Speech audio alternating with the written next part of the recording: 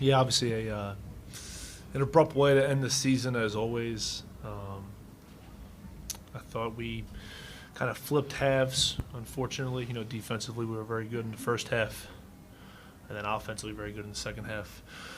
So, I think we couldn't really catch our rhythm to do both. And they do a good job, and Anthony does a great job with their pace and their shot making and their spacing to put you in duress a lot. I felt we got there in the second half and got into their game a little bit and couldn't settle ourselves back in. So credit to them. And, I think obviously that this team, and I've had a very unique team all year. I really do. I've enjoyed and love these guys so much, these guys that said yes to this. And it's an abrupt ending, but obviously we got a lot to be proud of for this year, and a lot hopefully to grow on with some of our young guys going forward. Thank you, Coach. Gentlemen, we'll take our first question to your left from Jaden. Jaden Daly with Daily Dose of Hoops for both of you guys, Luke and CJ. What can you say to put into perspective this whole first season and how it went for both of you, how it may have changed your careers, what you can take away from the last few months? First thing first, I just want to thank God. Obviously without him, none of this is possible. But for me, it's different. Obviously coming from a school I didn't play. I just want the opportunity to play and to be loved and to, be appreciated. So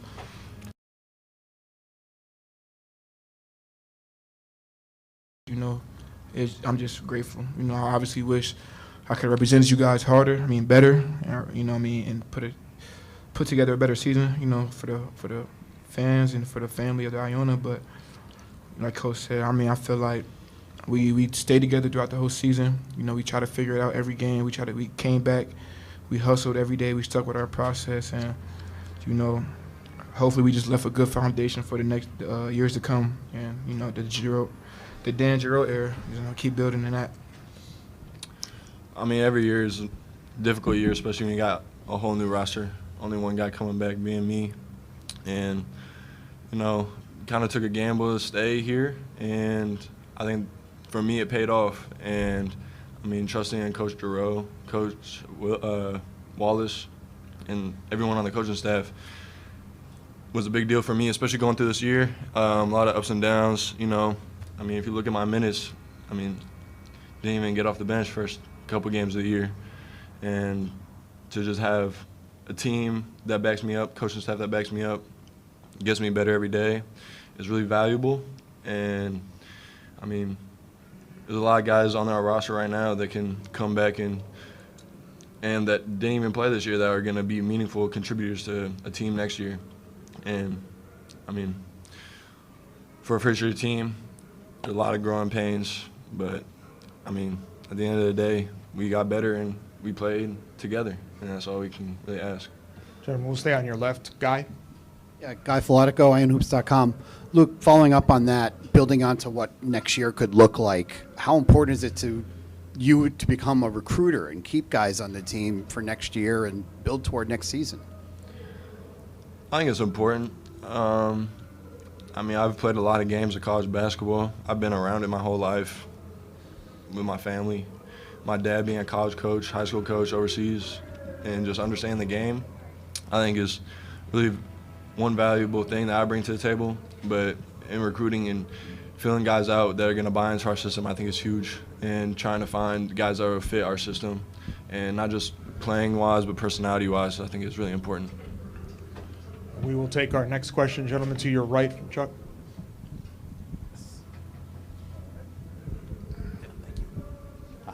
Chuck Donegan, CamVets Media. CJ, that was certainly a great run you guys had this season, and tonight, despite the outcome, how do you hope to build on that with the season ahead? I feel like it's pretty much easy. I feel like it's going to be some work, but the season we put together and the work that we did behind the scenes and the togetherness and the family-oriented that we built at Iona is special. And I feel like to grow from this is going to be a point that y'all going to remember and talk about for years to come. So I'm looking forward to watching, the Gills, pull this thing through and, win more MAAC championships in the future. We'll take our next question from the back on your left, gentlemen. Win Gaber from University Underdogs. Luke, you had a really great game from three-point range today. Despite the loss, do you think it would be like a really good way to end the season on a high note such as today? I mean, the only thing that matters at the end of the day is a win. I mean, that's all you can really say. Thank you, Luke. Thank you, CJ.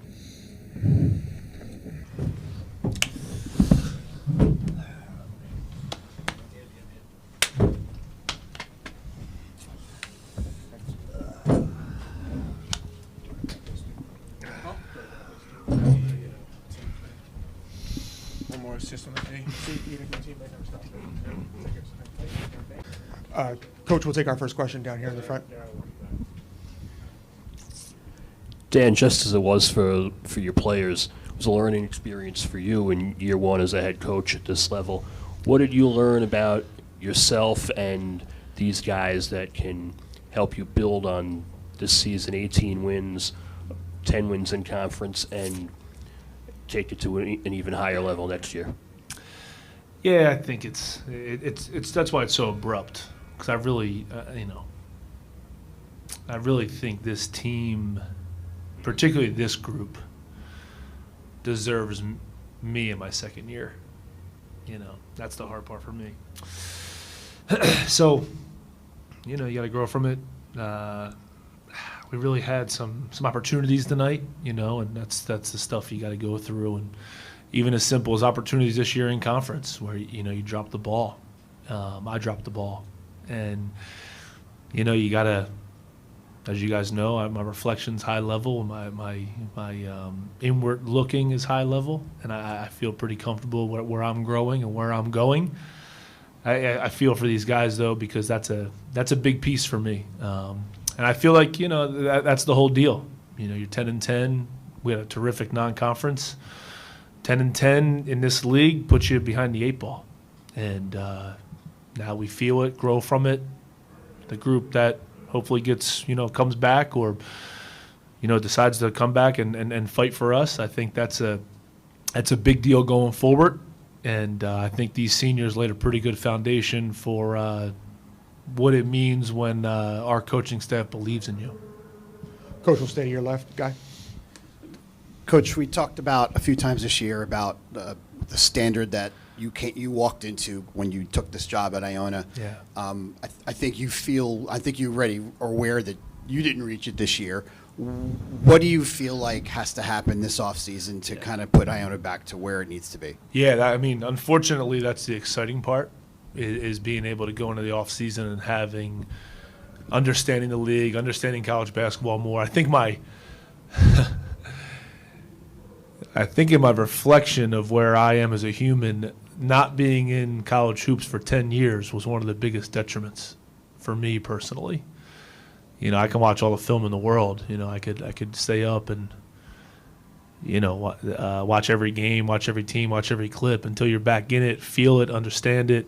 It's hard to predict it. And I thought we handled that pretty well as we went through the year. But that's my thing. I think for the spring here is we got to get guys better internally, and then externally we got to do the right deal with our roster build and where we're headed. I think you guys will see when things happen in the spring that we'll be shaped a little differently, and I think that'll be a reason that our standard gets back to where Iona needs to be. Coach, will stay on your left in the front, Sam. Coach, you talk about kind of the process of you growing. What does that process look like? And when you mention being shaped differently, what does that mean for you? And does that mean you kind of have any regrets about how you built this team? Yeah, I think no regrets on how this team was built because of the player development we had to dive into. I think that was a big piece of our evaluations I felt comfortable with, and I think I liked where we grew into it. I'm supremely upset that Aliou sprained his ankle. You know what I mean? That's a tough one for us because I think his growth's been incredible. But I think the team-wise, you have to, with Keyshawn going down, that really changed how we were built. And I think we'll look back on that a lot and really think about what our purpose was and how purposeful we got with playing differently and, playing a little bigger at times. And then tonight, some sudden change makes you play a little differently and play a little smaller. So I think when I say we're going to be shaped differently, I think you'll see probably more size. But I think that at the end of the day, maybe a little bit more wings, as you've seen some of our commits that are coming in, and I think that's a big thing of where we're headed is continuing to recruit our shooting and our versatility, and then defensively being able to do some different things more often. Coach, to your right in the back here. Coach, Matt Sapp with the Draft Journal. Wanted to extracting the positives from today and just the season overall. I know one of the big emphasis has been player development and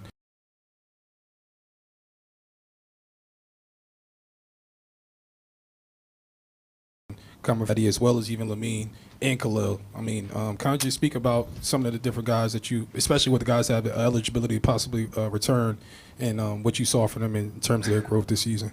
Yeah, that's a long list. And that's why I think I really don't have any regrets about how we built this roster. I really think these boys fell in love with the routine and how I want to build this thing and where we're headed with it. Lamine's a special one to me. That's going to be you don't just replace that. As you guys know, it's very hard to be a big here, and he had 16, 7 boards, 8 assists, and I was like, can't he give us more? But it's hard. It's hard to be a big here.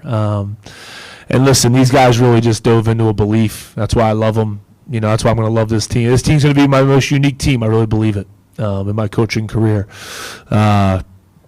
Because a lot of them haven't had the opportunities that were given to them here at a place like this. That's the other thing, too. Where the standard, as Guy mentioned, the standard's real. We felt that in the MAAC season a lot. And again, we'll talk about it a ton, but going 4-0 and the way it looked like and expectations going through the roof, I love it. That was the whole deal why we did this, and then they had to feel that too, and obviously came up well short, and this is not where we want to be.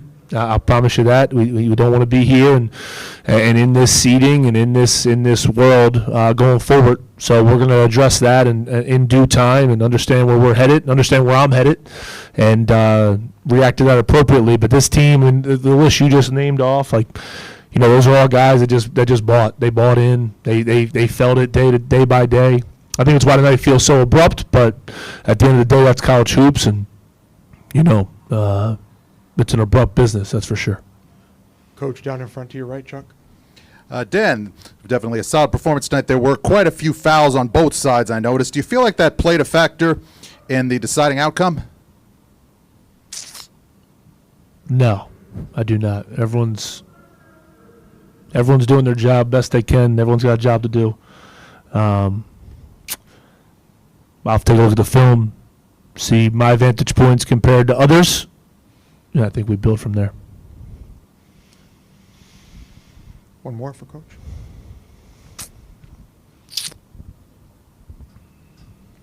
Right in front, John.